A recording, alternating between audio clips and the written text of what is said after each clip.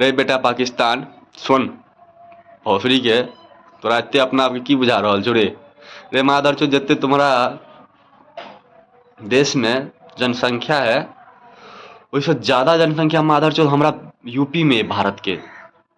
यदि बुझ ले हमर यूपी स्टेट के जितने भी नौजवान लड़का छो सिर्फ ठाड़ भऽ कऽ मुति देतौ तो पाकिस्तान के बिल्डिंग पर सब पानी बहनाइ चालू हो जेतौ। आ तोरा मादर चोद औकात नहीं छो, तोरा औकात नहीं छो हिंदुस्तान से भी के कटोरी लऽ के जे भीख मांगे छै आइ ओहि देश से काल्हि ओहि देश से परसू ओहि देश से। रे मादर चोद शर्म नहीं आबै छौ कनिको? शर्म नहीं आबै छौ? शर्म नाम के चीज तोरा सबके नहीं छौ की? से बाज ना। यदि शर्म होइतौ तो सुधरल रहिते।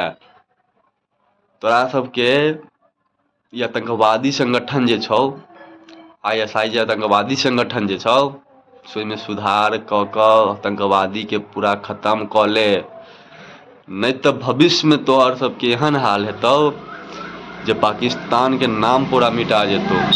पाकिस्तान के जे नाम मिटा जेतौ तो वर्ल्ड बुक से तोहर नाम हटि जेतौ। तहन कोनो जनरेशन एतै तो जनरेशन कहतै कि एगो पाकिस्तान देश छलैया जाहिमे खाली आतंकवादी संगठन छलैया और ओहि देश के खत्म करऽ वाला कियो भेलै तऽ भारत देश भेलै। भारत देश तू मादर चोद।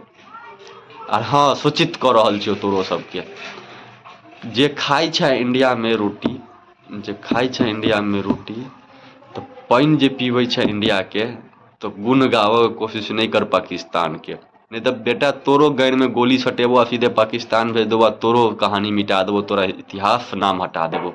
तो ताहि दुआरे सूचित रह, सचेत रह, सतर्क रह। अखन ऑपरेशन सिंदूर चालू भेलै, अखन केतना ऑपरेशन चालू हेतै।